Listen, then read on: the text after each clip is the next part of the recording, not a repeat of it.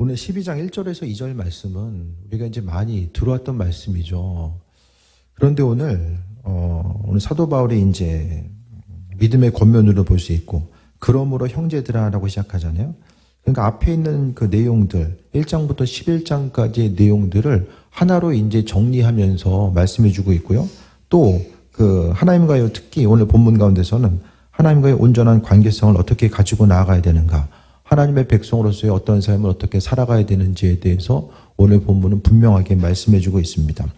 그러므로 형제들아, 바울 사도는요, 이 로마서 나와 있는 그 로마 교인들과는 어떤 안면이 있는 상태가 아닙니다. 그러니까 어떻게 생각하면 로마서는 로마 교인들에게 사도 바울이 어떤 사람이고 어떤 신앙관을 가지고 있고, 또 그들에게 바울 자신에 대해서 소개하는 글로서도 보게 되는데요. 그 소개하면서 이 로마서의 내용은 우리가 아는 것처럼 로마서와 갈라디아서는 특별히 이 교리적인 내용들에 대해서 또 기독교 신앙을 아주 체계적으로 이야기하고 있고요. 그러면서 이제 로마 교인들 향해서 형제들이라고 이야기합니다. 그래서 교회 가운데서요, 만난 한 사람 한 사람은 정말 형제 자매로서 우리가 서로를 대할 수 있어야 되는데, 그게 되기 위해서는 가장 핵심적인 것은 내 안에 주님이 계셔야 되고, 또 한 사람 한 사람 안에 있어서 주님의 형상을 발견할 수 있어야만 합니다. 그래서 우리가 항상 겉으로 보이는 대로 생각하고 판단하고 하다 보면은 형제가 되기보다는 서로 분쟁과 다툼이 일어날 수밖에 없고, 내 마음속에서 가지고 있는 생각들, 그 주님의 마음으로 한 사람 한 사람을 바라보고자 하는 것들에 대해서 날마다 잊지 말아야 됩니다. 그래서 바울 사도는 안면식이 없는 로마서 교인들, 로마의 교인들을 향해서 형제들로서 표현하고 있습니다. 그래서 우리는 그리스도 예수 주님 안에서 한 형제이고 자매이고, 우리에게 있어서의 공통점은 하나님의 선하신 뜻을 온전히 이루어가는 것입니다. 한 형제 자매로서 이루어가는 것. 그래서 교회 자체는, 교회 주인은 주님이시잖아요. 교회 공동체가 아버지께서 주인 되신다라는 사실에 대해서 날마다 기억을 해야만 합니다. 그래서 우리의 마음과 생각이 하나로 이루어지고, 또 날마다 주님을 기쁘시게 되는 삶을 살기 위해서 한 형제와 자매로서 마음을 합하여 또 주님 모시 합한 자로서의 삶으로 나아가는 것이 중요한데, 그러므로 형제들아, 내가 하나님의 모든 자비하심으로 너희를 권하노니, 12절에 있어서의 키포인트 중에 하나가 하나님의 자비하심입니다. 뒤에 보면은 하나님이 기뻐하시는 거룩한 산 제물로 드리라고 하는데, 우리 자신이 요즘 그래도 그 고난주간이니까 죄 좀 덜 짓고 살려고 좀 힘쓰지 않으세요? 상관없어요? 좀 그래도 사순절 지나면서 특히 고난주간에 그래도 좀 인생 좀 선하게 살아보려고 좀 힘쓰는 부분이 있잖아요. 그럼 그러려면 그럴수록 참 죄 짓고 있으면서도 이거 죄 지면 안 되는데 라고 생각하면서도 여전히 계속 하고 있어요. 그것이 우리 인간적인 나약함이잖아요. 성경은 끊임없이 우리 한 사람 한 사람이 어떤 것을 할 수 있다는 가능성 자체를 결코 내비치고 있지 않아요. 우리가 어떤 힘과 능력과 의지를 동원해서 그 일을 할 수 있다라고 절대로 말하지 않는다니까요. 그래서 바울 사도는 끊임없이 우리에게 그리스도 안에 있어라, 또 주님이 내 안에 있음을 기억하고 나아갈 것을 이야기하거든요. 어떤 것을 해보려고 할수록, 마치 율법을 지키려고 하면 지키려고 할수록 오히려 그 율법의 기준 때문에 내가 죄의 자리에 더 서 있는 나의 자신을 발견하게 되잖아요. 그러니까 결국 율법의 내용은 나 자신의 한계를 경험하게 합니다. 하나님 말씀대로 내가 온전히 지킬 수 없는 존재라는 사실에 대해서 스스로 인식하게 하고, 그렇기 때문에 내 인생 가운데 주님이 필요할 수밖에 없다라는 사실을 끊임없이 고백하는 거죠. 목회라든 평신도로 우리가 삶을 살아가든 모든 것이 다 마찬가지입니다. 그렇기 때문에 우리에게 필요한 것은 하나님의 모든 자비하심, 하나님의 모든 자비하심으로 권면한다. 이건 이렇게 해야 돼. 산 제물로 우리가 드려줘야 돼. 근데 그것 자체는 힘쓰고 노력해서 그것을 이야기하는 것이 아니라, 권면하긴 권면하는데 이 모든 권면의 주체는 하나님의 자비하심이라는 것. 그래서 그분의 자비와 은혜가 있기 때문에 우리가 죄인임에도 불구하고 예배의 자리에 설 수 있는 것이고, 우리 입술의 고백을 하나님 향해서 찬양하고 주께 영광 돌리는데 우리 자신의 삶을 드릴 수 있게 된다는 거예요. 그러니까 주님의 자비하심이 아니면, 예를 들어서 하나님의 자비하심이 아니라 그냥 너희를 권하노니, 그 얘기는 이렇게 해야 돼. 또 하나의 의무 조항이 우리에게 주어지는 거거든요. 그게 아니라 하나님의 자비하심을 통해서 죄인된 우리를 의롭다 하시고 또 아버지께 입술의 고백으로서 영광 돌릴 수 없는 우리 자신 한 사람 한 사람을 주님의 자비하심을 통해서 불러주시고 함께 하시는 거. 목회를 하는 것도 주님의 자비하심 때문이고 또 우리가 신앙생활하면서 아버지께 영광 돌리는 삶을 살아갈 수 있는 것도 다 주님의 자비하심 때문에 우리의 인생이 주님의 자비로부터 벗어나 있는 것이 무엇이 있습니까? 한 가지 생각했을 때에 주님의 자비와 능력, 그래서 모든 것에 있어서의 주권과 주체, 우리로 하여금 하나님과의 합한 자로서의 삶을 살아가는 것, 주께 영광 돌리는 것, 또 선한 일 향해서 힘쓸 수 있는 이 모든 것들이 다 주님의 자비하심의 근거로 해서 삶을 살아가는 거예요. 그러니까 우리는 우리 자신의 공로를 내세울 것도 없고 내가 이만큼 힘쓰고 노력해서 여기까지 왔다고 이야기할 수도 없습니다. 전적인 하나님의 자비하심과 은혜 가운데 왔음을 고백하는 그 온전한 신앙이 우리 심령 가운데 날마다 선행되어야 된다는 것에 대해서 계속해서 반복해서 오늘 성경은 이야기하고 있습니다. 그래서 하나님의 모든 자비하심으로 너희를 권하노니, 그래서 누군가를 향해서 권면할 때나 위로할 때나 우리가 또 어떤 것을 결심하고 움직이고 나아갔을 때의 가장 중요한 근거는 아버지의 사랑을 근거로 한 자비하심입니다. 그래서 그 자비하심이 우리 심령 가운데 있었을 때에 무슨 말을 하든지 누구를 대하든지 간에 아버지의 사랑의 근거에서 우리가 움직이고 생각하고 반응하고 나아가는 거예요.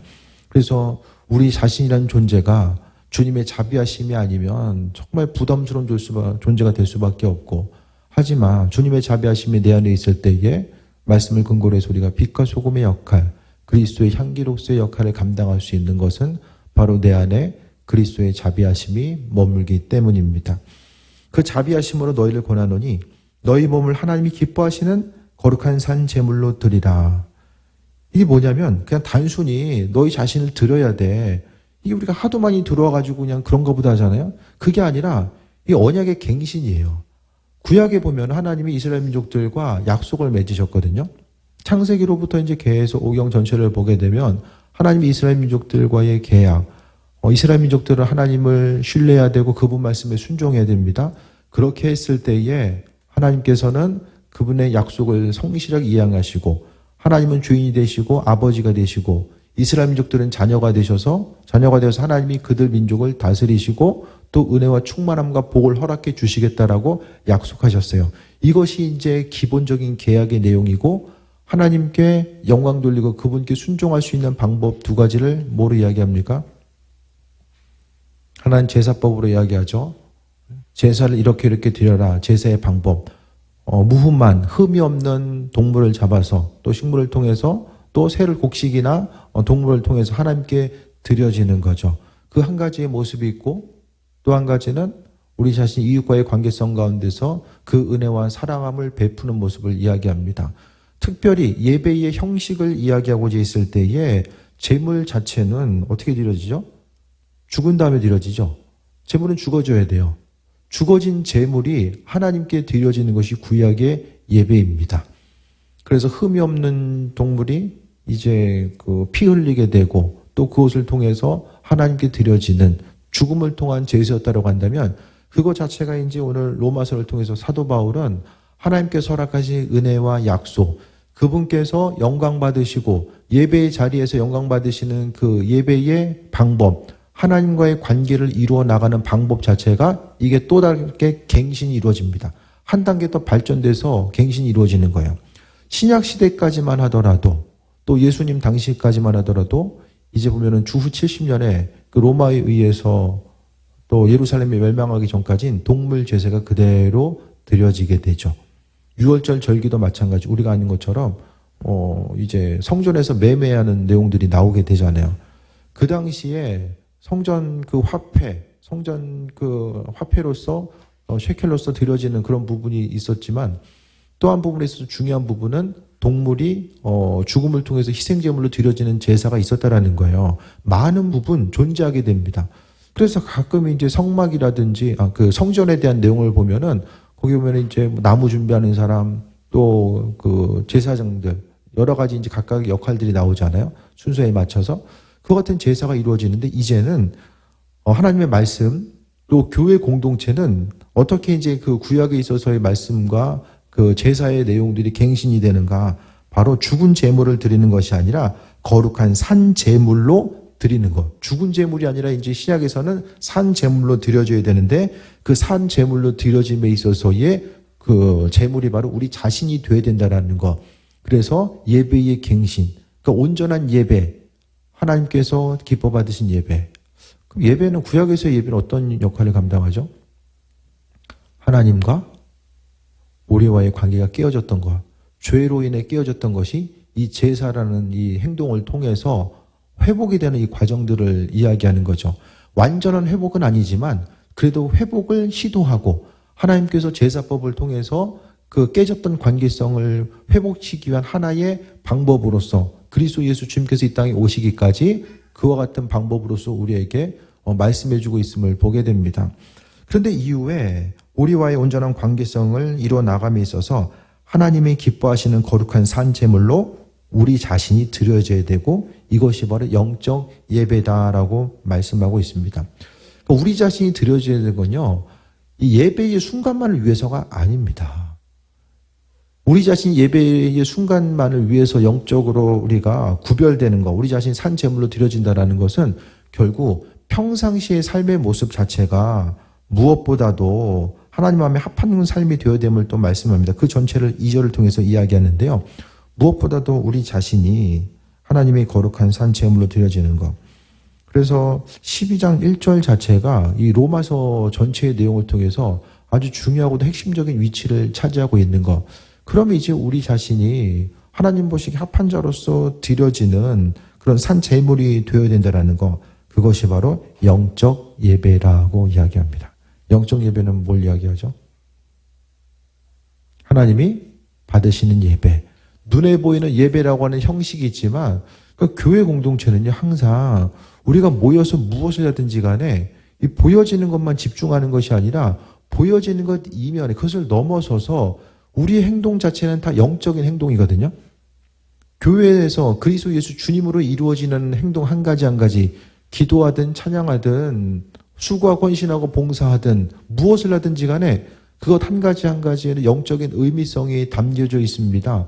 영적인 의미성이라는 것은 보이지 않지만 보이는 것보다 더 중요하게 작동되는 원리들이 우리의 신앙적인 행동 가운데 존재하고 있다는 것을 말씀하고 있는 거예요. 그래서 우리가 무엇을 하든지 간에 예배의 자리도 마찬가지거든요. 그냥 예배라고 하는 이 형식과 틀 가운데서 내가 단순히 참여하는 것이 아니라 내가 참여하는 이 예배는 어떠한 영적인 의미성을 가지고 있고 보이지 않지만 하나님은 이 예배를 통해서 어떤 일들을 행하고 계시고 어떤 생각을 가지고 또 어떤 은혜를 베풀어 주시는가 그것에 대해서 기대하는 마음을 가지고 볼 수 있어야만 합니다. 그러니까 예배도 하나님께서 기뻐 받으시고 보이지 않지만 은혜로 더하신다는 것에 대해서 기대하고 소망을 가지고 나아가잖아요. 그래서 우리의 신앙적인 행동 한 가지 한 가지는 영적 예배가 되어야 된다는 것. 그래서 예배도 보면 그 가인과 아벨의 예배를 통해서 볼 수 있는 것처럼 하나님 받으시는 예배가 있고 받지 않으시는 예배가 나눠진다는 것을 보게 되지 않나요? 그래서 하나님께서 받으시는 예배는 영적 예배이고 예배의 구성원 한 사람 한 사람이 이 공동체로 모여서 우리가 드려지는 예배가 그냥 이 한 시간 가운데 드려진 예배 자체가 눈에 보이는 형식에 치우친 예배가 아니라 이 예배 가운데서 살아계신 하나님을 경험하고 아버지께서 영적인 세계를 움직이시고 또 아버지의 방법대로 이곳에 임재하셔서 부어주시는 그 은혜와 충만함을 또 경험할 수 있는 것.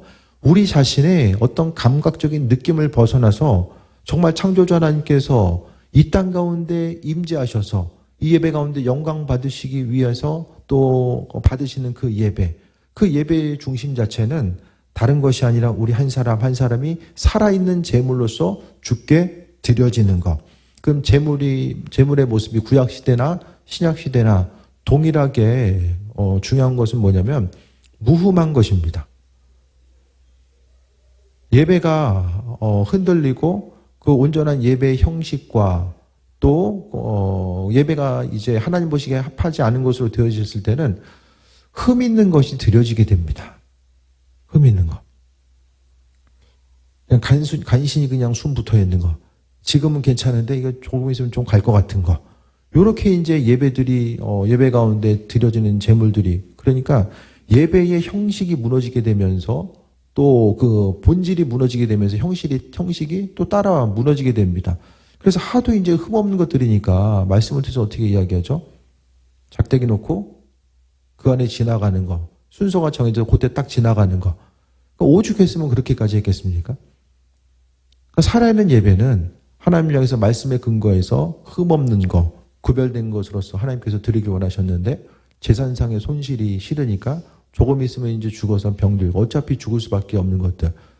그런 거 드렸을 때 예배자의 마음이 어땠겠습니까? 그러니까 신약 시대에도 마찬가지입니다. 거룩한 산 제물로 드린다고 했을 때의 핵심은 흠없는 것, 그 죄로부터 구별. 이것은 신약 시대나 구약 시대나 그 근본적인 정신은 동일합니다. 구별됨, 죄로부터의 구별됨. 그래서 구약에서 보면은 얼마나 많이 이 죄로부터 오염되는 것을 경계하고 있는가. 하나님의 거룩한 곳이 세상적인 죄로부터 오염되는 것을 얼마나 많이 경계하고 있는가를 분명히 돌아봐야 됩니다. 그래서 정한 것과 또 부정한 것, 이것에 대해서 계속 나누잖아요. 이것은 정한 거야, 이것은 부정한 거야. 레위기를 통해서도 이 나누는 부분이 많이 나오잖아요. 그러니까 하나님은 하나님의 백성으로서의 구별된 삶을 살아감에 있어서 그 신약에서도 마찬가지로 죽은 제물이 아니라 산 제물로 드려지기 위해서는 그만큼 더 흠없는, 그러니까 기독교 신앙에 있어서의 윤리 기준은 상당히 높습니다. 세상 윤리 기준에 비해서 기독교 신앙에 있어서 윤리 기준은 우리가 생각하는 것보다 훨씬 더 높은 수준을 이야기하고 있다는 거예요. 우리는 마음으로만 범죄하는 것도 죄잖아요. 입술로 꺼내지 않아도 마음으로 범죄하는 것도 죄잖아요. 그래서 우리가 마음과 생각이 항상 아버지 마음에 합한 곳이 되어서 삶을 살아가야 되고 죄로부터 구별된 삶을 살아가는 것은 어떻습니까? 우리가 예배자이기 때문에.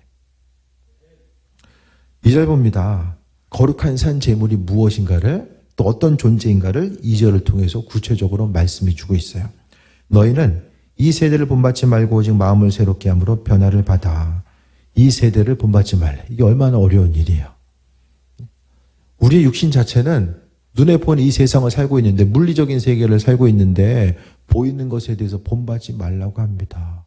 세상이 옳다라고 이야기하는 기준들, 또 선인지 악인지 이것을 세상이 분명하게 규정해 놓은 그 기준들이 있거든요. 그게 아니라 우리는 하나님 나라의 윤리 기준, 말씀의 기준을 가지고 나아가야 되는데 이 세대를 본받지 말라라고 분명하게 이야기하고 있습니다. 그래서 우리의 세상적인 유혹이 있고 어려움들이 분명하게 있는데 보고 듣는 거, 우린 계속 다 이제 세상의 것들에 대해서 보고 듣고 있잖아요. 그렇게 하다 보면은 나도 모르는 사이에 이 세상을 향해서 끌려갈 수밖에 없습니다. 그러니까 우리는요, 무엇을 집어넣느냐, 우리 심령 가운데 무엇을 집어넣느냐, 그것이 무엇보다 중요하잖아요. 이한영 목사님 아들이 이제 저기 초등학교 5학년인데 4학년인가? 복싱 배우거든요. 동네에 이제 그 이슬람 친구가 있는데 와가지고, 야, 예수님 부활한 거 아니야, 이게 거짓말이야, 막 이렇게 이제 얘기를 하더래요. 누가 물어본 게 아닌데. 그러니까 그 아이도 계속해서 이렇게 듣다 보니까 한쪽에서는 예수님 부활했다라고 가르치고 한쪽에서는 부활한 거 아니라고 이제 가르칠 수밖에 없잖아요. 그러니까 무엇을 집어넣느냐에 따라서 날마다 우리가 많이 듣고 있는 거, 기도할 때도 뭐가 생각납니까? 계속 종일 들었던 거, 그 말이 생각나고 그 환경들이 생각날 수밖에 없잖아요. 그러니까 무엇을 집어넣느냐, 이것이 너무나도 중요합니다. 하나님 나라의 백성으로서 우리가 항상 이 보고 듣는 것에 대해서 조심하지 않으면 정말 이 세대를 본받을 수밖에 없고, 그러니까 세상이 주는 것을 계속해서 집어넣어봐요. 주말을 기다림이 주님 만날 것을 기다리는 것이 아니라 주말 드라마를 기다리는, 계속 그거 보다 보면 이제 그렇게 될 수밖에 없거든요. 그럼 무엇을 집어넣느냐, 세상 거 계속해서 집어넣으면서 주님 영적인 세계에 대해서 알기 원합니다. 이게 뭘 알아요? 내가 집어넣는 게 그것이고, 그러니까 주의 음성에 대해서 구별하고자 하고 하나님의 선하신 뜻과 인도하심을 경험하기 위해서는요, 좀 포기해야 될 것들은 포기하고 우리의 마음과 생각을 정결케 하고 은혜 가운데 나아가는 것. 그러니까 뭐든지 다 대가가 따릅니다. 하나님의 백성으로서 주의 음성 듣고 살기 위해서는 그냥 되는 것이 아니라 그에 합당한 대가를 하나님께서 요구하신다라는 거예요. 네? 교회 공동체 가운데서 이것저것 다 하면서 주의 음성 들을 수는 없어요. 오히려 더 헷갈리죠? 이거인지 저건지 헷갈립니다. 그러니까 한 마음과 한 뜻, 주님과의 온전한 우리의 마음과 생각이 한 마음이 되기 위해서는 뭐가 돼야 되죠? 주의 음성 듣는 사람이 돼야 됩니다. 근데 이 세대를 본받지 말라고 하는데 세상이 주는 것들, 그것에 대해서 계속 받아먹으면은 우리가 주의 선하신 뜻과 인도하심을 경험할 수가 없는 거죠. 그래서 세상을 본받지 말아야 될 우리들이 세상의 것들에 대해서 심취하고 나아가다 보면 우리 자신이 거룩한 산 제물로 드려질 수가 없다라는 거예요. 예배에 참여는 우리도 마찬가지입니다. 말씀을 전하는 저나 참여는 여러분이나 마찬가지로 이 예배자로서 어쨌든 한 예배 가운데 참여하게 되잖아요. 그럼 우리가 항상 이 보는 것, 듣는 것들을 조심해야 됩니다. 예. 이 영상을 통해서 보고 듣는 거 조심하지 않으면 뭐 사람은 속일 수 있어요. 근데 하나님 속일 수 없잖아요. 그러니까 우리가 예배자로서 쓰길 원한다면은 보는 거, 듣는 거, 생각하는 거, 이 부분에 대해서 조심하지 않으면 세상을 본받게 되고 우리 자신이 거룩한 그 제물로서 하나님께도 드려질 수 없음 또한 말씀드립니다. 그래서 오직 마음을, 지세대를 본받지 말고 오직 마음을 새롭게 함으로 변화를 받아. 이 변화를 어떻게 받습니까? 변화를 받아. 이게 수동이죠? 변화되라가 아니라, 너희는 변화되라가 아니라 변화를 받는 거죠. 뭘로? 자비하심으로. 하나님의 자비하심으로 변화를 받으라는 거예요. 그래서 수동의 의미가 여기서 중요합니다. 성경에 하나님의 명령 가운데 대부분이 또 수동적인 의미예요. 특히 신약에서 보게 되면 그리스도 예수께서 이와 같은 일 이루신다, 행하신다, 이루어 가신다라는 표현이 그래서 많은 거예요. 주님의 자비하심 때문에 마음을 새롭게 함으로 변화를 받아야 되고 그 이유해야 될 것이 하나님의 선하시고 기뻐하시고 온전하신 뜻이 무엇인지 분별하도록 하라. 하나님의 은혜가 있기 때문에 우리 자신이 하나님의 뜻이 무엇인지를 분별해 알 수 있는 그 은혜와 충만함을 경험하게 된다는 거예요. 무엇을 하든지 간에 아버지 기뻐하신 뜻이 무엇일까에 대해서 날마다 생각하고 묵상하고 나아가는 것. 그래서 우리는요, 하루하루 살아가면서 어떤 것이 우리 인생 가운데 더 효율적이고 합리적이고 어떤 것이 더 이득이 될까? 그것 때문에 무엇을 선택하고 반응하는 것이 아니라 그 일들 자체가 하나님의 뜻일까 아닐까? 인생을 살아감에 있어서의 방법은 아주 단순합니다. 복잡하고 어려운 것이 아니라 우리에게 있어서 선택의 기준은 한 가지입니다. 하나님의 뜻이 무엇인가? 그 일들을 향해서 큰 일이든 작은 일이든 간에 우리가 예배자라고 한다면 그 온전하신 하나님의 뜻이 무엇인지를 분별하는 거죠. 예배자가 아니면 주님께 예배하고 아버지께 경배하고 아버지를 높이는 인생이 아니면 그 내가 알아서 선택하면 돼요. 보기에 좋아 보이는 거, 그럴듯해 보이는 거, 그걸 선택하면서 나아가면 확률을 높일 수 있겠죠. 그런데 우리가 날마다 또 생각해 보면은 우리 자신의 연약함, 보고 듣고 경험함에 있어서의 우리 자신의 연약함이 얼마나 큰지를 다 경험하면서 삶을 살게 되잖아요. 그 우리가 믿음으로 삶을 산다는 것은 나 자신의 연약함에 대해서 주님 앞에 고백하고 내가 선택하는 무엇이든지 간에 그것이 내 인생 가운데 최상의 결과를 도출할 수 없다는 것에 대해서 분명히 인식하고 겸손한 삶을 살아가는 것 자체를 이야기합니다. 그래서 우리 자신이 살아있는 제물로서 죽어있는 구약에 있어서의 제물을 드려지는 제사가 아니라 그 예배가 그 제사가 갱신되어서 하나님께서 정말 요구하시는 바는 하나님의 백성들이 우리가 온전한 예배자가 되어서 우리가 제물이 되어서 죽게 드려지는 예배, 구약보다는 그 기준 자체가 훨씬 더 말도 못하게 강화가 됩니다. 신약의 윤리 기준이 훨씬 더 강화됐다라고 말씀드렸어요. 그 구약에서는요, 재물에 손실이 있겠지만 그 재물 잡아서 드리면 돼요. 근데 신약에 와서 하나님께서 원하시는 것은 우리 자신이래요. 전부잖아요. 나를 드리라는 것은 내 소유, 모든 거 전부를 드리라는 것과 마찬가지입니다.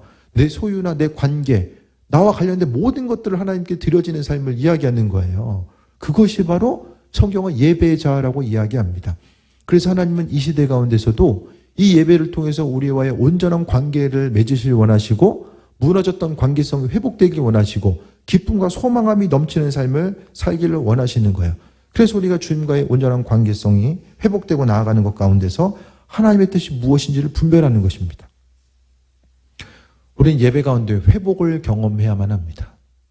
우리 자신이 드려졌다는 것은 뭐죠? 우리 자신이 드려진 예배를 드렸다는 건요, 하나님께서 허락하신 은혜와 충만함, 그 기쁨이 회복되었다는 것을 이야기해요. 눌려있는 심령이 회복되고, 상한 심령이 회복되고, 또 내 믿음이 하나님 보시기 합한 것 되고, 다시 말씀드리면 그 은혜와 충만함과 기쁨이 내 마음속에서 살아 움직이고 역사하는 것 자체를 지금 이야기하는 것입니다. 그 예배 가운데 있으면 기쁘지 않으세요? 뭐 인상 쓰면서 고개 끄덕이면 예배 통해서 하나님 주시는 기쁨을 경험해야 됩니다. 가끔 말씀드리지만 제 인생은 날마다 신나 보이세요? 저도 어려움의 순간이 있을 때에 이 예배를 통해서 하나님께서 허락하신 말씀을 통해 주시는 위로하심과 은혜, 그 약속의 말씀을 붙들고 나아가는 거죠. 그러니까 중요한 것은 우리 자신이 산제물로 드려졌을 때에 바로 하나님께서 우리에게 은혜의 선물로 주시는 것은 마음의 기쁨과 평안함과 소망함이죠. 그래서 우리 심령 가운데, 예배 가운데 그 은혜와 평강함을 누리지 못하면은 다른 남 탓할 것이 아니라 나 자신이 삶을 통해서 주께 드려지고 있는 온전한 예배자로서 산 제물로서 주님께 드려지고 있는가, 이것 한 가지를 경험하는 거예요. 그래서 우리가 믿음으로 준비된 만큼, 아버지께 나아가는 것만큼 주께서 은혜와 평강함으로 허락해 주시고 인도해 주십니다. 그래서 하나님의 선하시고 기뻐하시고 온전하신 뜻, 하나님께서 옳다라고 여기시는 게 뭘까? 어떤 것 주님 기뻐하실까? 그것에 대해서 주님의 뜻이 분별하면 되는 거예요. 할만하고 어렵고 이게 아니라 주님의 뜻만 구별하면 된다니까요. 근데 가장 그래도 중요한 것은 하나님이 그분의 뜻을 우리에게 비춰주시는 것을 기뻐하셨다라는 거예요. 어디다 꽁꽁 이게 싸매두고 한 번에 죽어라고 찾아볼래? 이게 아니라 구하고 찾고 두드리는 자에게 하나님께서 알게 하신다는 그 약속의 말씀이 우리에게 있기 때문에 이와 같은 내용들이 성립이 될 수 있게 됩니다. 그래서 지금 12장 1절 2절은 주께 드려지는 온전한 예배, 우리 자신이 드려지는 예배. 그래서 순간순간 우리 자신이 하나님 마음에 합한 자로서의 삶을 살아가고, 그래서 결국 예배자는 하나님의 기쁘시게 되는 사람이 예배자이고 그들의 예배를 하나님께서는 받으신다라는 거예요. 아버지께서 예배를 받으셨음의 중요한 증거는 내 마음속에 기쁨과 소망함이 넘치는 것. 주인 되신 그분께서 마음이 흡족하시면 그 흡족함의 은혜가 우리에게 또 자연스럽게 전달되지 않을까요? 왜? 하나님과 우리는 영적으로 연결된 존재잖아요. 하나님께서 기뻐하시면 우리의 영이 깨달아 알게 됩니다. 내 영이 죽어있으면 주님께서 기뻐하시든 몰라든지 간에 별로 관심도 없고 심령이 무감각해지는 거예요. 이게 죽은 거예요. 영이 죽은 상태를 이야기합니다. 그래서 우리가 하루하루 살아가면서 우리가 소망 가지고 살아갈 수 있는 것은 바로 주님의 은혜와 충만케 하심이 우리 가운데 함께 있고, 또 온전한 예배자로 드려지는 그 한 사람 한 사람을 주님께서는 기뻐하시고 은혜와 충만함 가운데 함께 하신다는 거예요. 그래서 우리 인생 가운데 무엇보다 상한 심령, 지치고 힘들고 어려움이 있을 때에 우리는 예배의 자리에서 회복되어야 되고, 그 회복된 것을 지키고 나아가기 위해서 또 한 주간을 예배자로서의 온전한 삶을 살아가는 것, 이 하루하루의 삶이 반복되었을 때에, 계속되었을 때에 우리가 승리하는 존재한 삶을 살아갈 수 있게 됩니다. 눈에 보여지는 모든 것들이 다 하나님의 은혜이고, 또 보이지 않는 것보다 더 중요한 원리, 영적인 원리가 우리의 삶의 주변 가운데, 특히 이제 예배 가운데 계속해서 펼쳐져 있게 됩니다. 그래서 우리가 시대를 분별할 수 있어야 되고, 환경을 분별할 수 있어야 되고, 예배자로서 삶을 살아가고 이 예배로 드려진다는 것, 예배에 참여해서 주께 예배 드린다는 것이 무슨 의미인지를 본질적으로 깊이 묵상하고 주님 마음에 합한 자로서의 온전한 삶을 살고자 했을 때에 아버지께서 허락하신 은혜와 충만함, 그 기쁨과 소망함을 누리면서 하루하루를 살아갈 수 있게 됩니다. 그래서 무엇보다도 예배 가운데 회복되길 바랍니다. 예배 가운데 주님의 은혜를 경험할 수 있게 되길 바랍니다. 예배의 자리에서 소망이 더 회복되어서 하루하루 살아가는 것 자체가 정말 삶의 환경은 짙은 어둠 가운데 있다라고 할지라도 아버지께서 주인 되셔서 주께서 우리를 버리지 아니하시고 또 여전히 우리의 삶의 여정 가운데 주인 되셔서 일하심에 대해서 또 소망 가지고 있다면 주님께서 우리 한 사람 한 사람을 더 은혜 가운데 충만함으로 함께하여 주시고 주의 일에 존귀하게 사용할 줄 믿습니다. 그래서 우리를 거룩한 산 제물로 드리라. 이는 너희가 드릴 영적 예배니라. 어떤 제물보다도 하나님께서는 우리 자신의 삶을 또 마음을 받길 원하셨고 그것을 통해서 우리의 주님과의 관계성이 회복이 되고 은혜 가운데 충만한 삶을 누리게 될 줄 믿습니다. 주님 마음에 합한 또 주께 영광 돌리고 주님의 뜻이 무엇인지를 분별하며 온전한 예배자로서 드려지는 귀한 삶 되시기를 축원드립니다. 기도하겠습니다. 주께서 예배 자리로 불러주셨고 우리 한 사람 한 사람 또 은혜 가운데 함께해 주셨습니다. 주님께서 우리의 마음과 우리의 삶을 받으시기 원하시오니 하나님 은혜 가운데 또 우리를 사용하시고 무엇보다 주님의 자비하심을 통해서 우리의 삶을 변화시켜 주시고 또 주님 마음에 합한 자로서의 삶을 살게 하여 주옵소서. 우리 인간적인 생각이 주님의 생각을 앞서지 않게 하여 주시고 주님의 뜻만 발견하기 위해서 마음의 중심 두게 하여 주옵소서. 구하고 찾고 두드리는 이들에게 주님께서 열어주신다라고 약속하셨사오니 그 약속의 말씀을 이루실 줄 믿습니다. 주님 영광 받으시고 은혜 위에 은혜 날마다 더하여 주옵소서. 아버지의 크신 사랑에 감사드립니다. 예수님의 이름으로 기도드립니다. 아멘.